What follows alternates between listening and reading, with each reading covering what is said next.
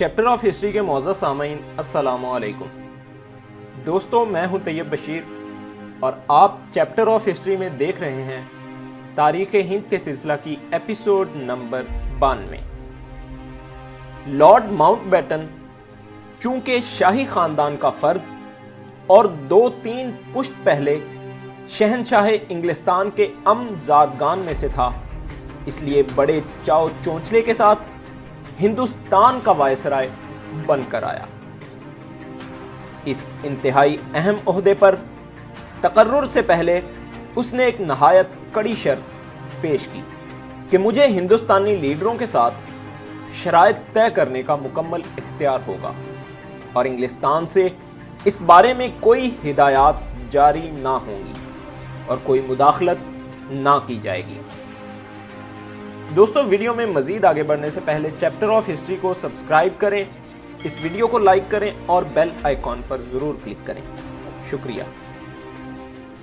22 मार्च 1947 को जब माउंटबेटन हिंदुस्तान पहुंचा तो उसके पेशरो लॉर्ड वेबल ने उससे अपनी राजदाराना गुफ्तगू में एक तरह से इजहार हमदर्दी करते हुए कहा कि मुझे आप पर अफसोस आता है क्योंकि आपको एक नामुमकिन काम दिया गया है।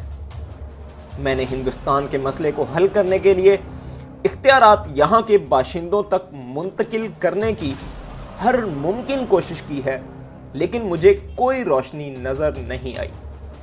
मेरे पास अब तो सिर्फ एक हल है जिसे मैं पागल खाने की कार्रवाई कहता हूँ, यानी हम एक सूबे से अंग्रेज़ औरतों, बच्चों, सिविल मुलाजमों और बिल आखिर फौजी मुलाजमों को निकालते चले जाएं, हत्ता कि इनखला की कार्रवाई मुकम्मल हो जाए।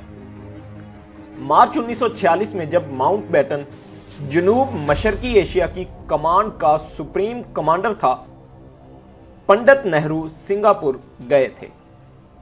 अगरचे हुकूमत बरतानिया की हिदायत ये थी कि पंडित को इस दौरे में कोई अहमियत ना दी जाए, लेकिन माउंटबेटन की राय मुख्तलिफ थी। चुनाचे उसने पंडित की खूब अच्छी तरह पजीराई की और इस तरह दोनों के दरमियान उस जमाने में अच्छे ताल्लुकात कायम थे। जब माउंटबेटन वायसराय बनकर हिंदुस्तान आया और पंडित नेहरू से उसकी पहली मुलाकात हुई तो नेहरू ने उससे पूछा, क्या आपको किसी मोजज़े के जरिए मुकम्मल इख्तियारात हासिल हुए हैं? माउंटबेटन ने पूछा कि आप ये सवाल किस लिए कर रहे हैं?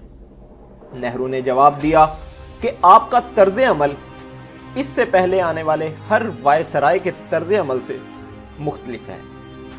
माउंटबेटन बोला, फर्ज कीजिए ऐसा ही है तो इससे क्या फर्क पड़ता है? नेहरू ने कहा कि तब आप कामयाब हो जाएंगे जबकि बाकी सब नाकाम हो चुके हैं। नेहरू ने पहली ही मुलाकात में जिस अंदाज में माउंटबेटन की तारीफ व तौसीफ की, उससे माउंटबेटन और उनके दरमियान दोस्ताना ताल्लुकात मजीद मुस्तहकम हो गए। नेहरू का सवाने नगार माइकल ब्रेशर लिखता है कि ज़ाती ताल्लुकात के मैदान में माउंटबेटन की इंतहाई नुमायां कामयाबी ये थी कि नेहरू के साथ दोस्ती के नहायत गहरे मरासिम कायम हो गए। दूसरे कांग्रेसी रहनुमा बशमूल गांधी व पटेल भी गवर्नर जनरल की तरफ माइल थे, लेकिन नेहरू के साथ तो बाहमी एतमाद, एहतराम, तौसीफ और मोहब्बत के ऐसे ताल्लुकात बन गए जो सियासतदानों के दरमियान शाज़ो नादर होते हैं और जिनकी मिसाल बरतानवी राज की तारीख में नहीं मिलती। जहां तक लेडी माउंटबेटन का ताल्लुक है, उसका तखमीना सिर्फ इससे किया जा सकता है कि उसने नेहरू की जिंदगी के एक खला को पुर करने में मदद दी। माउंटबेटन ने अपनी आमद के बाद जब सियासी मुलाकातों का सिलसिला शुरू किया तो सबसे पहले उसने नवाब भोपाल और महाराजा बीकानेर से मुलाकात की। फिर पंडित नेहरू की बारी आई نہرو نے حسب معمول ہندوستان کے سیاسی مسئلے کو اقتصادی مسئلے کی صورت میں پیش کیا اور قائد اعظم کے خلاف حسب عادت بہت زہر اگلا۔ انہوں نے عبوری حکومت میں اپنے ساتھی وزیر لیاقت علی خان کے متعلق بھی معاندانہ خیالات کا اظہار کیا۔ البتہ انہوں نے ماؤنٹ بیٹن کی خوب خوشامد کی اور ماؤنٹ بیٹن نے بھی انہیں رخصت کرتے ہوئے کہا کہ مسٹر نہرو، میں یہ چاہتا ہوں کہ آپ مجھے وہ آخری وائسرائے نہ سمجھیں جو برطانوی راج کو ختم کرنے آیا ہے، بلکہ وہ پہلا وائسرائے سمجھیں جو نئے ہندوستان کی رہنمائی کے لیے آیا ہے۔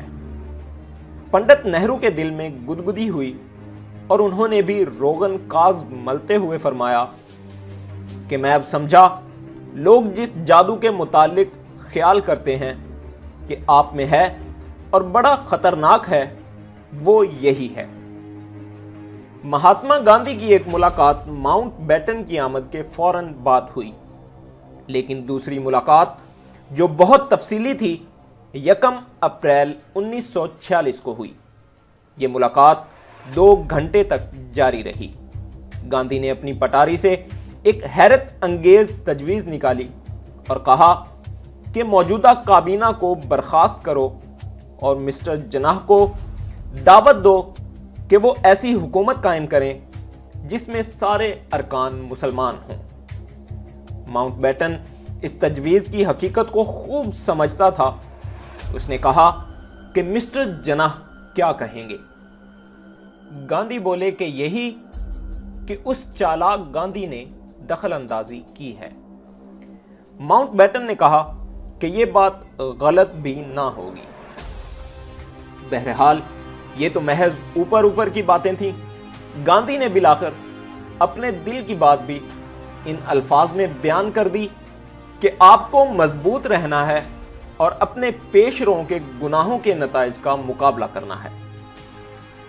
برطانیہ کے لڑاؤ اور حکومت کرو کے طریقے عمل نے ایسی صورتحال پیدا کر دی ہے کہ یا تو امن و انتظام قائم رکھنے کے لیے برطانوی حکومت کو جاری رکھا جائے یا ہندوستانی خون میں نہائیں۔